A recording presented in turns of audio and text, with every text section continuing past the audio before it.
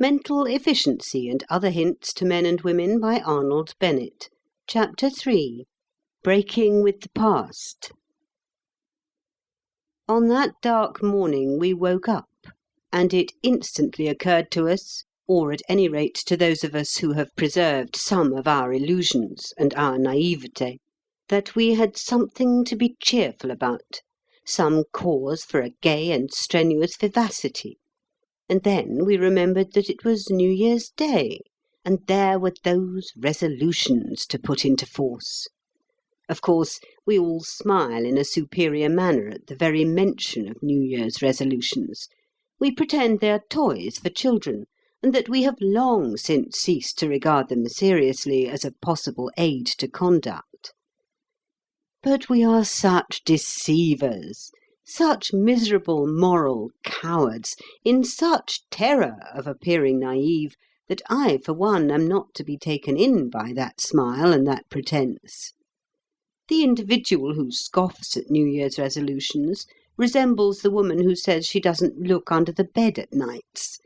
The truth is not in him, and in the very moment of his lying, could his cranium suddenly become transparent, we should see resolutions burning brightly in his brain, like lamps in Trafalgar Square.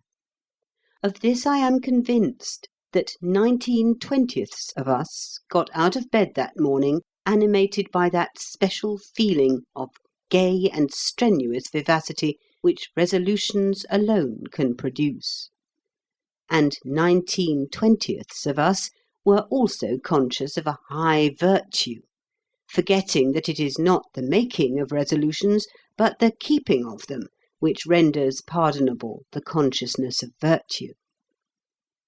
And at this hour, while the activity of the resolution is yet in full blast, I would wish to insist on the truism, obvious perhaps, but apt to be overlooked, that a man cannot go forward and stand still at the same time.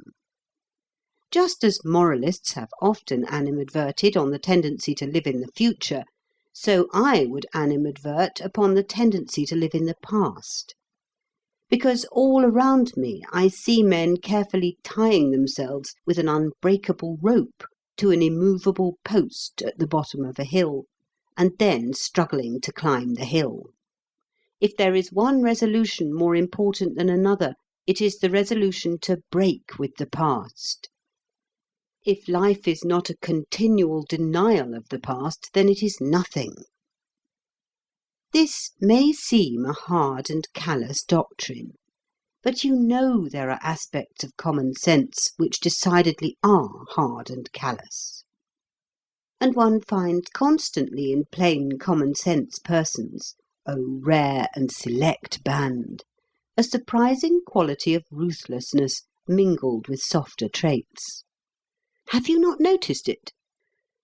The past is absolutely intractable. One can't do anything with it. And an exaggerated attention to it is like an exaggerated attention to sepulchres, a sign of barbarism. Moreover, the past is usually the enemy of cheerfulness, and cheerfulness is a most precious attainment. Personally, I could even go so far as to exhibit hostility towards grief, and a marked hostility towards remorse, two states of mind which feed on the past instead of on the present.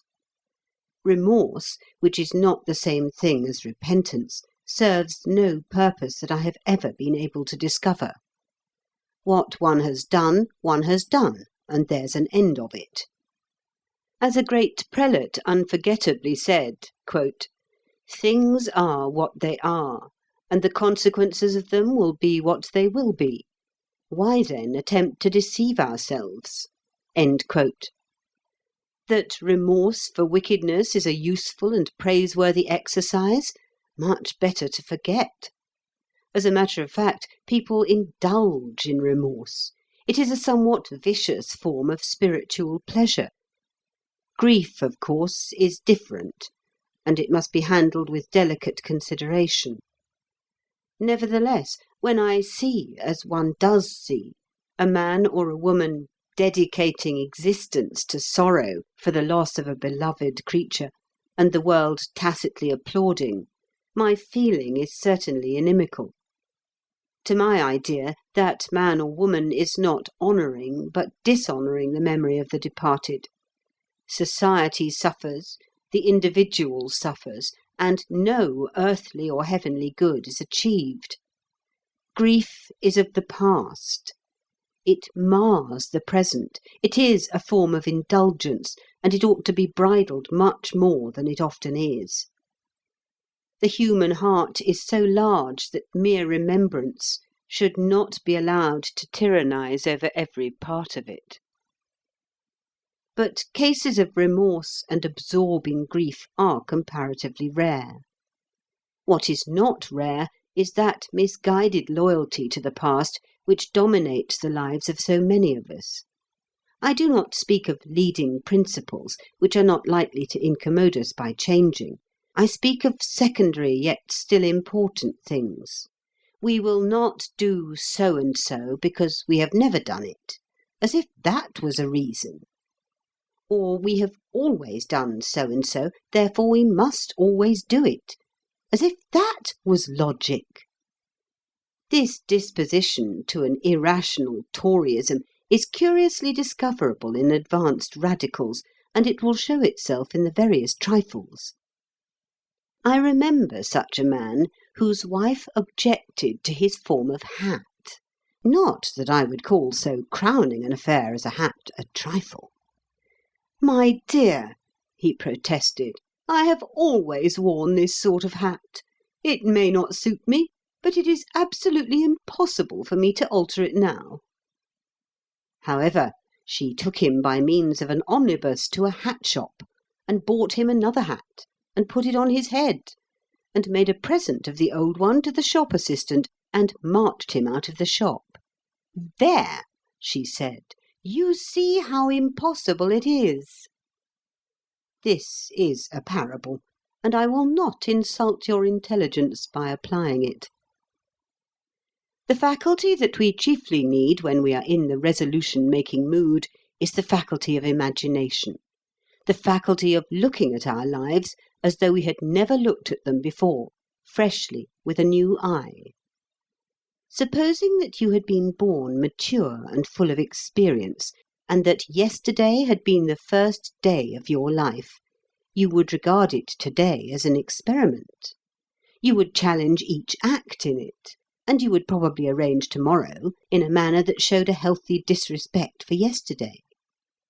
You certainly would not say, "I have done so and so once, therefore I must keep on doing it." The past is never more than an experiment. A genuine appreciation of this fact will make our new resolutions more valuable and drastic than they usually are. I have a dim notion that the most useful resolution for most of us would be to break quite 50% of all the vows we have ever made. Quote, "Do not accustom yourself to enchain your volatility with vows. Take this warning, it is of great importance." End quote.